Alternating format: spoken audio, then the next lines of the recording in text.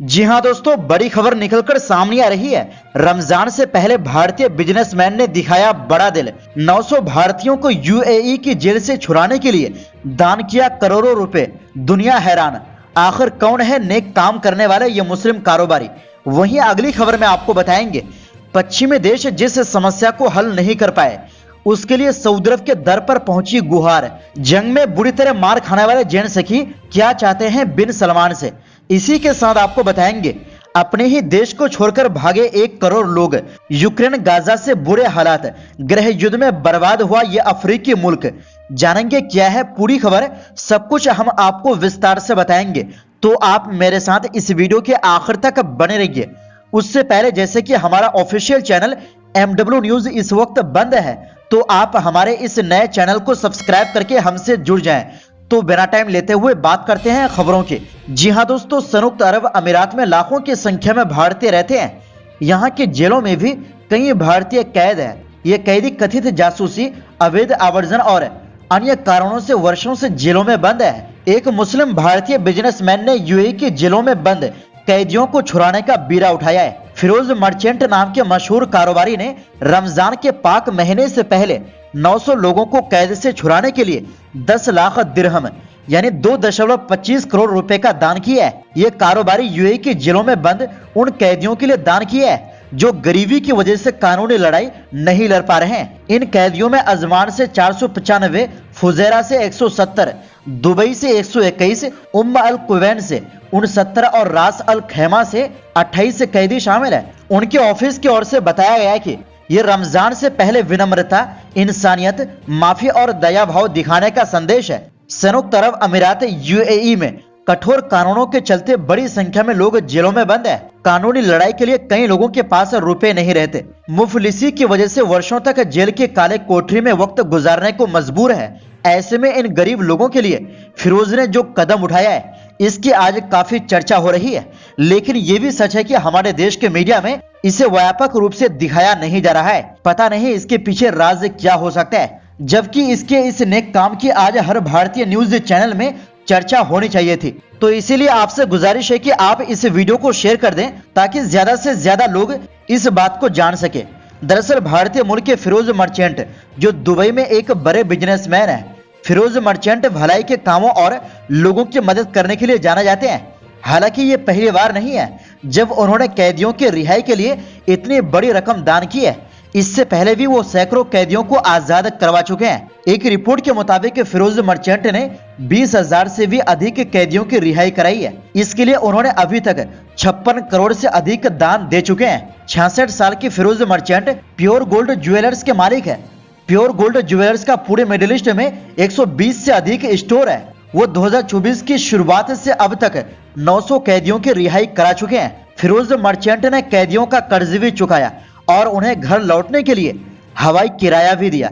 उनका लक्ष्य परिवारों को फिर से एकजुट करना और जीवन में दूसरा मौका देना है। फिरोज अपने समाज सेवी व्यवहार की वजह से खाड़ी देशों में लोकप्रिय है। फिरोज इन कैदियों की रिहाई 2008 में स्थापित द फॉरगॉटन सोसाइटी पहल के तहत कराते हैं। फिरोज का लक्ष्य इस वर्ष 3000 से अधिक कैदियों को रिहा कराना है। फिरोज मर्चेंट आज भले ही अरबपति है, मगर एक वक्त था जब उनका परिवार बेहद मुफलिसी में जिंदगी गुजारता था। फिरोज का परिवार मुंबई के भिंडी बाजार में इमामवाड़ा बस्ती में रहा करता था। फिरोज मर्चेंट के पिता गुलाम हुसैन एक रियल एस्टेट ब्रोकर थे। वहीं उनकी मां मालिक बाई हाउस वाइफ थी। 11 सदस्यों वाले परिवार में फिरोज के पिता गुलाम हुसैन ही एकमात्र कमाने वाले थे। जब वो दूसरी क्लास में थे तो ट्यूशन फीस नहीं भरने के कारण उन्हें स्कूल तक छोड़ना पड़ा। हालांकि वो पढ़ने में बेहद होशियार थे। किसी तरह पढ़ाई पूरी करने के बाद वो रोजगार में लग गए। 1980 में शादी के बाद वो घूमने दुबई गए। यहाँ सोने के कारोबार से वो काफी प्रभावित हुए। कुछ सालों बाद वो व्यापार करने दुबई आ गए, जिसके बाद उनकी किस्मत ही बदल गई। इसी के साथ आपको बता दें कि जी हां दोस्तों, यूक्रेन और रूस की जंग तीसरे साल में पहुंच चुकी है।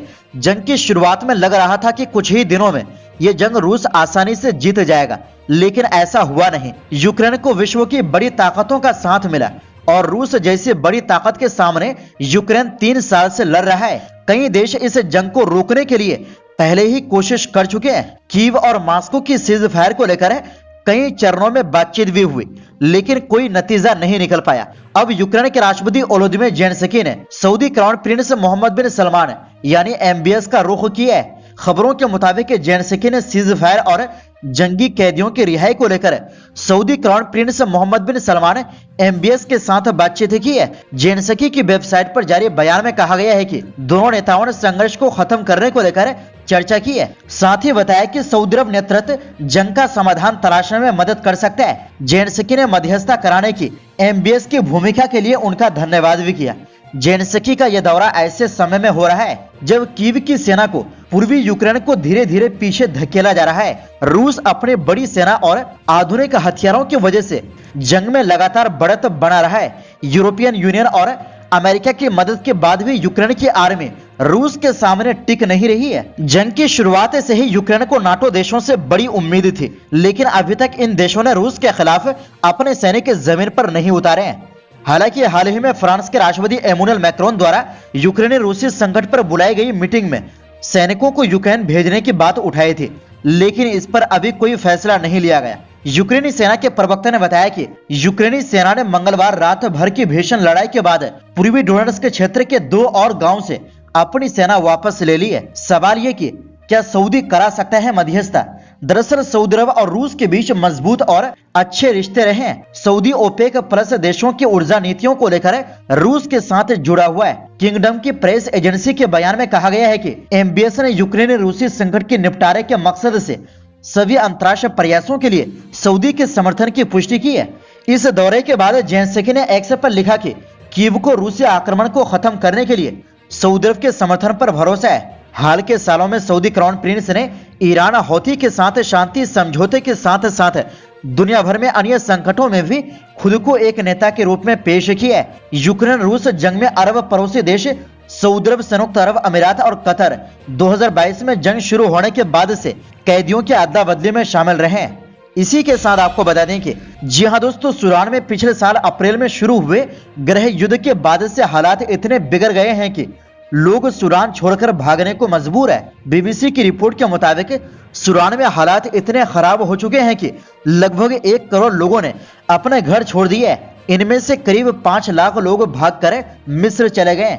इन 5 लाख लोगों ने मिस्र में संयुक्त राष्ट्र की शरणार्थी एजेंसी में रजिस्टर कराया है। इस कारण सूडान के लोगों के लिए मिस्र की वीजा को सख्त कर दिया गया है। इसके अलावा काफी लोग सूडान से भागकर दक्षिण सूडान चले गए हैं।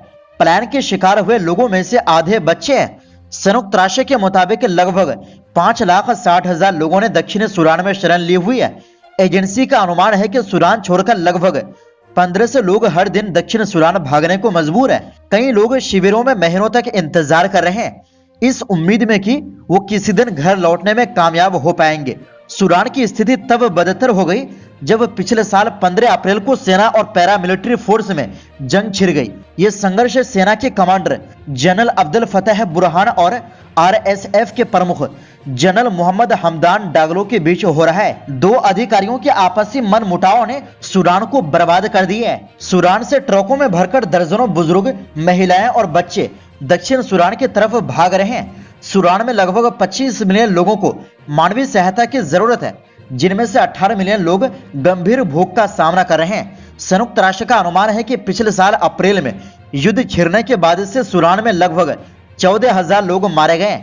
हालांकि स्थानीय समूह का कहना है कि वास्तविक संख्या इसके कई गुना अधिक होने की संभावना है। जहां एक तरफ गाजा और यूक्रेन पर पूरी दुनिया और मीडिया की नजर है, सूडान पर कोई ध्यान नहीं दे रहा है, जबकि यहाँ के हालात उससे भी बुरे बताए जा रहे हैं। संयुक्त राष्ट्र के सहायता प्रमुख मार्टिन ग्रिफिथ्स ने इस महीने कहा, हमें सूडान को नहीं भूलना चाहिए। तो दोस्तों, इस पूरी रिपोर्ट के बारे में आपकी क्या राय है? अपनी राय कमेंट बॉक्स में जरूर दें। इस वीडियो में बस इतना ही।